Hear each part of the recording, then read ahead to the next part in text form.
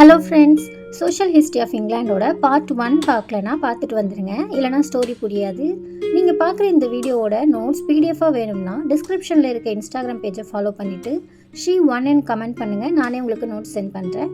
வாங்க இப்போ வீடியோக்குள்ளே போகலாம். கடைசியாக நம்ம கிங் ரிச்சர்ட் II பற்றியும் பவர்ஃபுல்லான பெசன்ட் ரிவோல்ட் எப்படி டம்மி ஆச்சுன்னு பார்த்தோம். அதுக்கப்புறம் வந்தவங்க தான் இந்த லாங்காஸ்ட்ரியன்ஸ் அண்ட் யோக்சிஸ்ட். இவங்க வேற யாரும் இல்லை, கிங் எட்வர்ட் III 2 மகன்களோட வாரிசு தான். இதில் ஃபர்ஸ்ட் லாங்காஸ்ட்ரியன்ஸ் பற்றி பார்க்கலாம். கிங் எட்வர்ட் III 3வது பையன்தான் ஜான் ஆஃப் காண்ட். இவர் தான் லாங்கேஸ்டரோட டியூக். இப்போ தெரியுதா ஏன் இந்த நேம்னு? இவருக்கு 3 பசங்க, Henry IV, Henry V and Henry VI. King எட்வர்டோட இன்னொரு பையன்தான் டியூக் ஆஃப் யோர்க். இவரோட பசங்க Edward IV, Edward V and Richard III. இவங்க 2 ஃபேமிலிக்குள்ளேயும் நடந்த வாருக்கு பேர் தான் இந்த வார்ஸ் ஆஃப் த ரோசஸ். இந்த வார் 30 இயர்ஸ் நடந்துச்சு. ஹென்ரி IV த்ரோனுக்கு வந்தார், பட் ரொம்ப வீக்கான கிங்காக இருந்தார். அப்போ நியூபிள் எல்லாரும் வீக் கிங் கீழே எப்படி நாடு சர்வை பண்ணணும்னு யோசிச்சாங்க. ஏன்னா ஏற்கனவே நிறைய வார்ஸை சந்திச்சு ஆல்மோஸ்ட் பேங்க்ரப்ட் ஆகிற நிலமையில தான் இருந்துச்சு. அப்போ தான் 2 ஃபேமிலியும் ரோசஸோட வராங்க. ஒரு பக்கம் ஹவுஸ் ஆஃப் லாங்கெஸ்டர், இவங்களோட சிம்பிள் ரெட் ரோஸ். இன்னொரு பக்கம் ஹவுஸ் ஆஃப் யோக்சிஸ்ட், இவங்களோட சிம்பிள் ஒயிட் ரோஸ். இதனால தான் இதுக்கு வார்ஸ் ஆஃப் த ரோசஸ்னு பேர். இவங்க 2 பேரும் த்ரோனுக்காக வார் பண்ணாங்க. 1455 ஃபர்ஸ்ட் ஃபைட் நடந்துச்சு செயின்ட் ஆல்பன்ஸில். இதுக்கப்புறம் இங்கிலாண்டில் 30 இயர்ஸ்க்கு பீஸே இல்லை. ஒரு வார் முடிஞ்சால் நெக்ஸ்ட் வார், ஒரு கிங் போனால் இன்னொரு கிங்னு வந்துட்டே இருந்தாங்க இந்த 2 ஃபேமிலியில இருந்தும். கொஞ்சம் இயர்ஸ்க்கு அப்புறம் எட்வர்ட் IV செத்தார். அவரோட தம்பி ரிச்சர்ட் III கிங் ஆனார். இவரோட ரூல் ரொம்ப டார்க்காக இருந்துச்சு. இவரோட சொந்த நெஃப்யூவே கில் பண்ணிட்டாருன்னு ஒரு ரூமர்ஸ் இருந்துச்சு. பட் வார் இன்னும் முடியல. இந்த சிவில் வார் எப்படா முடியும்னு இருந்துச்சு பீப்புளுக்கு. கடைசியாக 1485 பேட்டில் ஆஃப் பாஸ்வர்த் ஃபீல்டில் ரிச்சர்ட் III இறந்துட்டாரு. அண்ட் இது எண்டில் ஒரு நியூ பிகினிங். ஏன்னா ஹென்ரி டியூடர் ஒரு லாங்காஸ்டியன் ஹையர். இவர் தான் ரிச்சர்ட் III கில் பண்ணி கிங் ஆனார். ஒரு லாங்காஸ்டியன் ஆன இவர் ஒரு யோக்சிஸ் பிரின்சஸை மேரேஜ் பண்ணிக்கிறாரு. இதனால் ரெட் அண்ட் ஒயிட் ரோசஸ் ஒன்றா சேர்ந்து டியூடர் ரோஸாக மாறுச்சு. இப்படி தான் 30 இயர்ஸ் வாருக்கு ஒரு ஃபுல் ஸ்டாப் வச்சார் ஹென்ரி டியூடர். இந்த வாரோட எண்டில் சொசைட்டி பீஸ்ஃபுல்லாக ஸ்டார்ட் ஆச்சு. ஓல்டு ஃபியூடல் சிஸ்டமை ஃபாலோ பண்ண முடியல. நிறைய நோபல்ஸ் இறந்துட்டாங்க. பட் இங்கிலாந்து ஸ்லோவாக மாடர்ன் வேர்ல்டுக்குள்ளே நகர்ந்து போச்சு. ஹென்ரி டியூடரை ஹென்ரி VII சொல்கிறோம். இவரோட பீரியடை a dividing line between medieval and modern time of இங்கிலாந்துன்னு சொல்லலாம். இவர் அந்த அளவுக்கு பவர்ஃபுல்லாக இருந்தார். இவரோட எல்டஸ்ட் சன்னை ஒரு பெரிய மொனார்க்கோட பொண்ணுக்கு மேரேஜ் பண்ணி வச்சு அந்த மொனார்க்கோட பவர் அண்ட் சப்போர்ட்டை சம்பாதிச்சார். இவரோட எல்டஸ்ட் டாட்டரை ஜேம்ஸ் IV ஆஃப் ஸ்காட்லாண்டுக்கு மேரேஜ் பண்ணி வச்சு இதனால இங்கிலாண்டில் ஒரு பெரிய மாற்றம் வரும்னு அப்போ அவருக்கு தெரியாமல் இருந்திருக்கலாம். அது என்ன மாற்றம்னு பின்னாடி பார்க்கலாம். ஹென்ரி VII எல்டஸ்ட் சன் அன்ஃபார்ச்சுனேட்டாக இறந்துட்டதுனால அவரோட தம்பி ஹென்ரி VIII 18 இயர்ஸில் த்ரோனுக்கு வராரு. இவர் ரொம்ப டேலண்டட் அண்ட் ஹேண்ட்ஸம், பட் ரொம்ப ஷார்ட் டெம்பர். இவரோட லைஃப் டைமில் இவர் 6 தடவை மேரேஜ் பண்ணியிருக்காரு.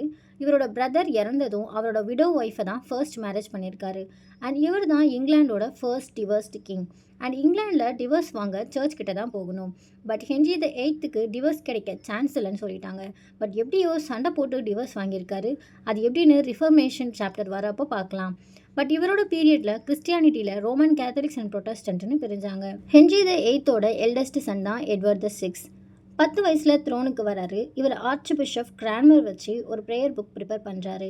இவரோட டெத்துக்கு அப்புறம் மேரி டியூடர் தான், அதாவது Henry VIII eldest child, Roman கேத்தலிக்ஸை ரிவைவ் பண்ண ட்ரை பண்ணாங்க. பட் கொஞ்ச நாள்லே லிவர் ப்ராப்ளம்னால இறந்துட்டாங்க. அதுக்கப்புறம் வந்தவங்க தான் நம்ம virgin queen Elizabeth I. Henry VIII Anne போலனுக்கும் பிறந்த பொண்ணு. இவங்க பீரியடை தான் இங்கிலாண்டோட எல்லா சர்ச்லையும் ஒரே ப்ரேயர் புக் யூஸ் பண்ணணும் அண்ட் கம்பல்சரியாக சண்டேஸில் சர்ச்சுக்கு வரணும்னு ரூல் போட்டாங்க. அப்படி ஆப்சண்ட் ஆகிறவங்களுக்கு ஃபைனும் போட்டாங்க. இதை ஃபாலோ பண்ண தவறினவங்க மோஸ்ட்லி ரோமன் கேத்தலிக்ஸ் அண்ட் பியூரிட்டன்ஸாக இருந்தாங்க. குயின் எலிசபெத்தோட பீரியடில் நம்ம லிட்ரேச்சர் சைட் பார்த்தாலுமே நல்ல ப்ராக்ரஸாக இருந்திருக்கு.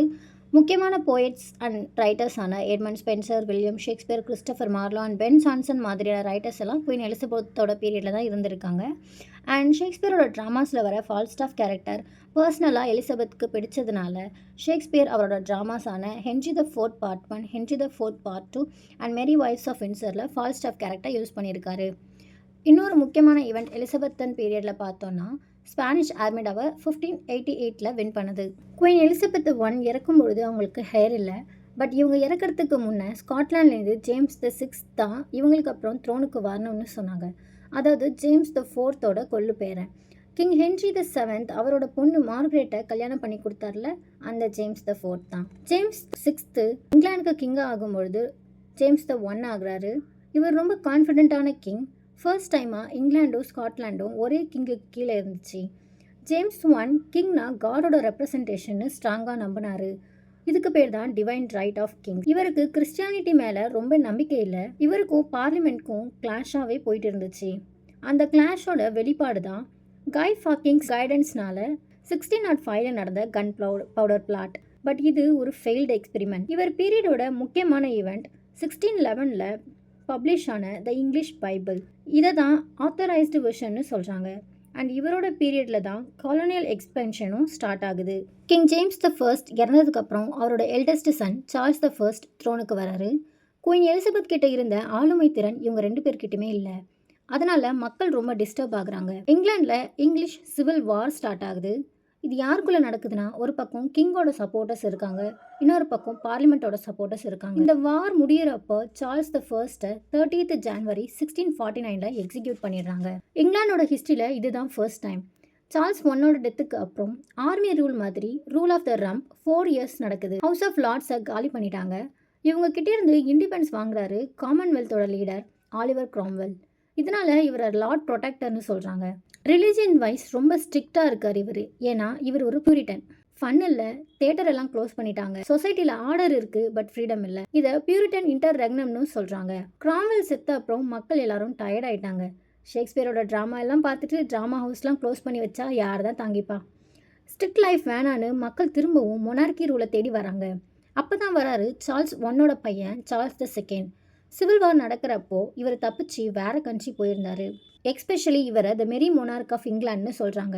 சில காலம் ஃபன் அண்ட் என்டர்டைன்மெண்ட்டே இல்லாமல் இருந்த பீப்புளுக்கு திரும்ப ஃபன்னை கொடுக்குறாரு. கல்ச்சர், தியேட்டர், சயின்ஸ்னு எல்லாமே ரிவைவ் ஆகுது. சொசைட்டி ப்ரீத் பண்ண ஸ்டார்ட் பண்ணுறாங்க. தியேட்டரில் ட்ராமா கொஞ்சம் வல்கர் பிளாட்லேயே ப்ளே பண்ணிட்டு இருக்காங்க. அப்புறம் காலனைசேஷனை என்கரேஜ் பண்ணுறாரு. அதுக்கப்புறம் வந்தவர் ஜேம்ஸ் த செகண்ட். இவர் ஒரு கேத்தலிக் கிங். அதனால் ப்ரொட்டஸ்டன்ட் சொசைட்டிக்கு பயம். இவருக்கு ஃபர்ஸ்ட் 2 பெண் குழந்தைகள் பிறக்கிறாங்க. அவங்கள பிரின்ஸ் ஆஃப் ஆரஞ்சுக்கு மேரியையும் பிரின்ஸ் ஆஃப் டென்மார்க்குக்கு ஆனும் மேரேஜ் பண்ணி வைக்கிறாங்க.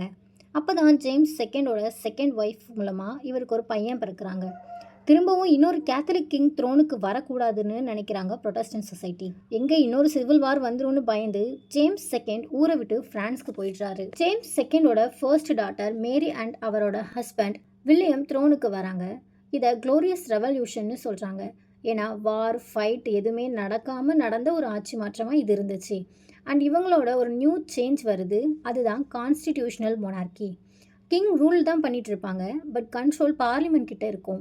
மேரி அண்ட் வில்லியம் த ஃபர்ஸ்டோட டெத்துக்கு அப்புறம் குவீன் ஆன் வராங்க. இவங்க பீரியடில் தான் ஃபர்ஸ்ட் பத்திரிகை இதழ் வெளியிடுறாங்க அண்ட் காஃபி ஹவுசஸும் வளருது. இதோட ஸ்டூவர்ட் பீரியட் முடியுது. இந்த பீரியட்லேருந்து மக்கள் நிறைய லெசன்ஸ் கற்றுக்கிட்டாங்க. கிங் கிட்ட மட்டும் பவர் இருந்தால் அது டிக்டேட்டர்ஷிப்னும், பீப்புள் வயசாக இருந்தால் தான் டெமோக்ரஸி கொண்டு வர முடியும்னு கற்றுக்கிட்டாங்க. குயின் ஆனுக்கு ஹையர் இல்லை. அவங்க டெத்துக்கு அப்புறம் கிங் ஜேம்ஸ் ஒன்னோட கிராண்ட் டாட்டர் சோஃபியா த்ரோனுக்கு வராங்க. அவங்க டெத்துக்கு அப்புறம் அவங்க பையன் ஜார்ஜ் ஒன் வராரு. இவர் இங்கிலாண்டோட நேட்டிவ் இல்லை, இங்கிலீஷ் லாங்குவேஜும் தெரியாது. ஸோ நேச்சுரலி டெய்லி அட்மினிஸ்ட்ரேஷனில் பெருசாக இன்வால்வ் ஆகலை. அண்ட் பார்லிமெண்ட்டுக்கு பவர் அதிகமாச்சு. ஃபர்ஸ்ட் பிரைம் மினிஸ்டர் ஆஃப் இங்கிலாண்டா ராபர்ட் வால்போல் வராரு. ஜேம்ஸ் செகண்டோட பையன் எட்வர்ட் த்ரோனுக்கு வர ட்ரை பண்ணுறாரு. இதை ஜாக்கபைட் ரிவால்ட்னு சொல்கிறாங்க. அடுத்ததான் ஜார்ஜ் த செகண்ட் அவரோட 40th ஏஜில் த்ரோனுக்கு வராரு. இவரும் சிம்பாலிக் கிங் மாதிரி தான் இருக்காரு. பிரைம் மினிஸ்டர் சிஸ்டம் டெவலப் ஆகிட்டுருக்கு. ஜாக்கபைட் ரிவால்ட்டும் ஒரு பக்கம் கண்டினியூ ஆகுது. எஜுகேஷன் இம்ப்ரூவ் ஆகுது. சயின்ஸ், ரீசன், லாஜிக்னு எல்லாமே வளர்ந்துட்டு இருந்தது. இதை ஏஜ் ஆஃப் ரீசன்னு சொல்கிறாங்க. அடுத்ததான் வந்த ஜார்ஜ் த தேர்ட் கொஞ்சம் டிஃப்ரெண்ட். இங்கிலாண்டில் பிறந்து வளர்ந்த இவர் பவரை ரீகெயின் பண்ணணும்னு ட்ரை பண்ணுறாரு. பட் சொசைட்டி இதை அக்செப்ட் பண்ணலை. இந்த டைமில் அமெரிக்காவுக்கு இண்டிபெண்டன்ஸ் கிடைக்குது. இண்டஸ்ட்ரியல் ரெவல்யூஷனும் ஸ்டார்ட் ஆகுது. புவர் பீப்புளுக்கும் ரிச்சுக்கும் இருக்க கேப்ஸ் அதிகமாகுது. ரிஃபார்ம் ஆக்ட் மூலமாக மிடில் கிளாஸ்க்கு ஓட் பண்ணுற சஃப்ரேஜை அலோவ் பண்ணுறாங்க. டெமோக்ரஸி வளர்ந்துச்சு. ஜார்ஜ் த ஃபோர்த் அண்ட் அவரோட பிரதர் வில்லியம் த ஃபோர்த்துக்கு அப்புறம் குயின் விக்டோரியா வராங்க. லாங் ரெயின் ஆஃப் 64 years த்ரோனில் இருந்திருக்காங்க. இவங்க பீரியடில் எஜுகேஷன், சயின்ஸ், ரிலீஜியன் அண்ட் காலனைசேஷன்னு எல்லாத்துலேயும் ஒரு சேஞ்ச் நடந்திருக்கு. மிடில் கிளாஸ் பீப்புள் இவங்களால நிறையவே பெனிஃபிட் ஆகியிருக்காங்க. குயின் விக்டோரியாவோட டெத்துக்கு அப்புறம் இங்கிலாந்து புது செஞ்சுரிக்குள்ளே என்ட்ரி ஆச்சு. மிஷின்ஸ், ஃபேக்ட்ரிஸ்னு எல்லாமே சொசைட்டியை மாற்றிட்டு இருந்துச்சு. குயின் விக்டோரியாவோட ஃபேமிலி ஜெர்மன் ரூட்ஸில் இருந்துச்சு. அதனால் ஜெர்மன் சவுண்டிங் ஃபேமிலி நேமை யூஸ் பண்ணாங்க. எட்வர்ட் த 7th த்ரோனுக்கு வராரு. அவருக்கு அப்புறம் ஜார்ஜ் த 5th. அப்போ தான் ஃபர்ஸ்ட் வேர்ல்டு வார் ஸ்டார்ட் ஆகுது. இங்கிலாந்து ஜெர்மனி கூட ஃபைட் பண்ணுறாங்க. மக்கள் ஜெர்மனி ஃபேமிலி நேமை பற்றி யோசிக்கிறாங்க. அப்போ தான் ஹவுஸ் ஆஃப் வின்சர்னு ஃபேமிலி நேம் சேஞ்ச் பண்ணணுன்னு ஜார்ஜ் த 5th போல்டாக ஒரு டெசிஷன் எடுத்தார். அப்போ தான் அவருக்கு ஒரு விஷயம் புரியுது. மொனார்கி சர்வைவ் ஆகணும்னா பீப்புளோட ஃபீலிங்ஸும் புரிஞ்சுக்கணும்னு. ஃபர்ஸ்ட் வேர்ல்டு வார் முடியுது. எக்கானமி ரொம்ப வீக் ஆகிடுச்சு. பீப்புள்ஸ்க்கு ஜாப் இல்லை. எல்லோரும் ரொம்ப டயர்ட் ஆகிட்டாங்க. அப்போ தான் எட்வர்ட் த 8th வந்தார். ஒரு அமெரிக்கன் லேடியை மேரேஜ் பண்ணிக்கணும்னு த்ரோனை வேணான்னு விட்டுட்டு போயிட்டாரு. இப்போ அவரோட யங்கர் பிரதர் ஜார்ஜ் தி 6th வராரு. இவர் ஒரு ஷை பர்சன். இவருக்கு ஸ்பீச் ப்ராப்ளமும் இருந்துச்சு. பட் வார் டைமில் மக்களுக்கு பெரிய ஹோப் கொடுத்தாரு. செகண்ட் வேர்ல்டு வாரில் பேலஸும் சேஃப் இல்லை. பட் கிங் அண்ட் குயின் இங்கிலாந்துலேயே மக்கள் கூட ஸ்டே பண்ணாங்க. இது மக்களுக்கு மொனார்கி மேலே பெரிய நம்பிக்கையும் மரியாதையும் கொடுத்துச்சு. இவருக்கு அப்புறம் எலிசபெத் II ரூல் ஸ்டார்ட் பண்ணாங்க. காலனிஸ் எல்லாம் இண்டிபெண்ட் ஆயிடுச்சு. பவர் இல்லைனாலும் ப்ரெசன்ஸ் இருக்கணும்னு புரிஞ்சுக்கிட்டாங்க. டெமோக்ரஸி ஸ்ட்ராங் ஆச்சு. அண்ட் குயின் எலிசபெத் II டெத்துக்கு அப்புறம் இப்போ கரண்ட்டாக சார்ல்ஸ் த 3rd தான் கிங்காக இருக்கார். ஸோ காய்ஸ், இதோட சோஷியல் ஹிஸ்ட்ரி ஆஃப் இங்கிலாண்டோட ப்ரீஃப் ஹிஸ்டரி ஒரு முடிவுக்கு வருது. இந்த செஷன் மூலமாக சோஷியல் ஹிஸ்ட்ரி ஆஃப் இங்கிலாண்டில் கிங்ஸோட ரூல்ஸ் எப்படி இருந்துச்சு, சொசைட்டி எப்படி எவால்வ் ஆகிருக்கு உங்களுக்கு கொஞ்சம் புரிஞ்சிருக்கும்னு நினைக்கிறேன். இன்னும் டீட்டெயிலாக அடுத்தடுத்த சாப்டரில் இன்னும் இங்கிலாண்டில் என்ன மாதிரியான சேஞ்சஸ் நடந்துச்சுன்னு பார்க்கலாம். அண்டில் தென் நல்லா ப்ரிப்பேர் பண்ணுங்கள். பாய்.